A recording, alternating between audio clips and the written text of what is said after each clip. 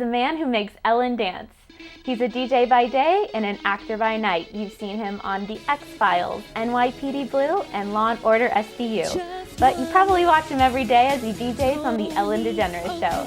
He's Tony Okungbowa, and this is The Rachel Berry Project. It's The Rachel Berry Project. Cool.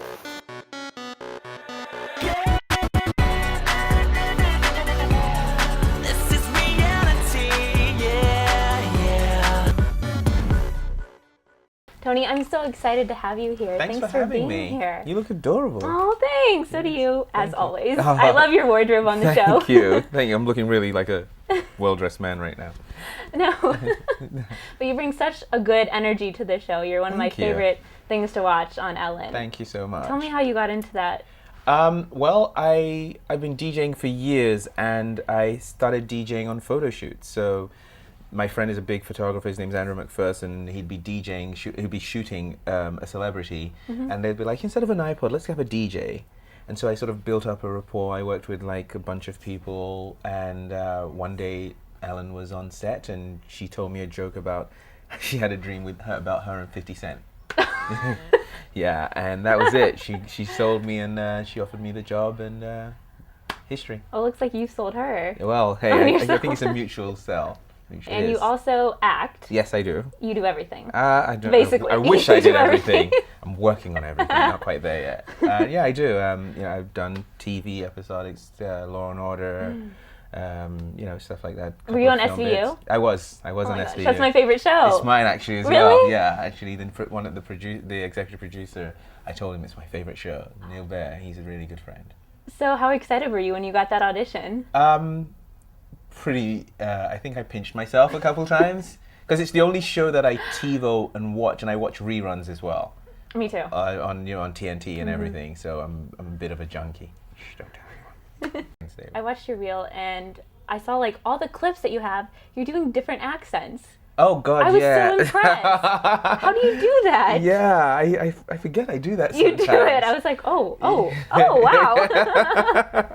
I get really giddy and I sort of become this character, but it's just from having lived in different places and sort of grown up with different cultures, and they hopefully come out naturally. Wow. So it's good fun. They sounded so natural. Yeah, well, I try. I mean, I do sort of the Nigerian, the West Indian, the English, the American. So I think I might start working on doing French. No, I'm teasing.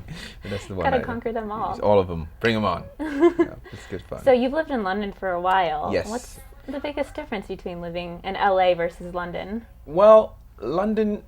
I was born in England and born in London, and I moved to New York before I moved to LA. And in London, I think most cities besides LA anyway, there's more personal interaction. You can walk down the street, see people on the tube, see people on the subways, just bump into people. In LA, it's grocery store car, work car, restaurant car. So you sort of are shut out from, personal interaction with people, and that's one thing I do miss. And yeah, that's so cool. You can go back and forth. And yes, I'm very blessed that I can do that. You've seen a lot of places. I have. Yeah, I have.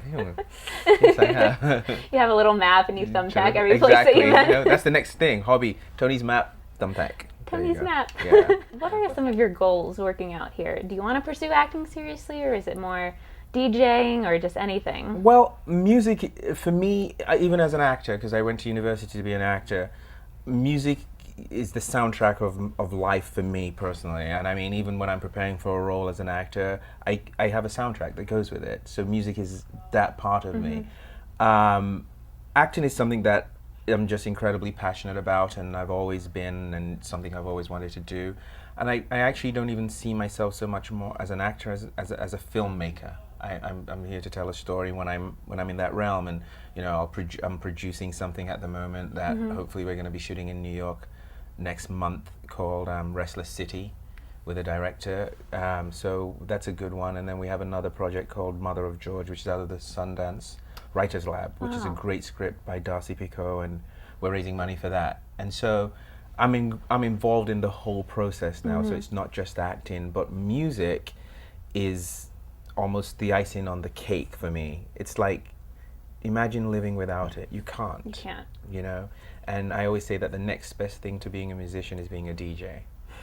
Because I never stayed in guitar class. Sorry, Dad. I should have stayed in that guitar class and played the scales instead of wanting to sort of rock away.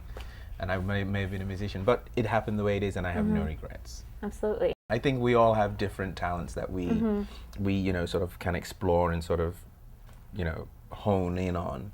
And DJing is one of them, I believe, and you know, it's fun. It's a lot of fun. Absolutely. I like your belief and your views on music.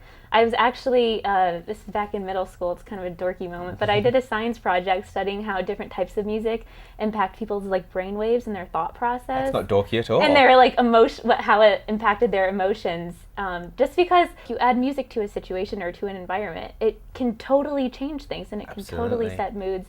And I just think it's such a multifaceted realm of its own. Try watching a film with no soundtrack on it, and those heightened moments that you think, oh my God, he's gonna kiss her, they won't be as heightened if there's no music.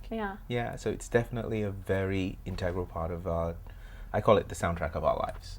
Yeah, definitely. I think so too. Are you working on anything new? I am actually. Cool. I'm working on this is still a little hush hush, but it's gonna be a pretty big one.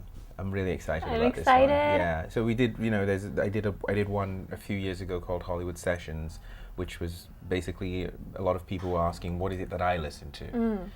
So that was really cool. And so I just sort of picked a few songs that I'd listened to and why I listened to them. And then this one was more of a dance music thing that you could, like a mom at home can put in and, you know, and work out to, or if you're having a cocktail party or some form of a party at your house, you can stick it in and it's a continuous mix.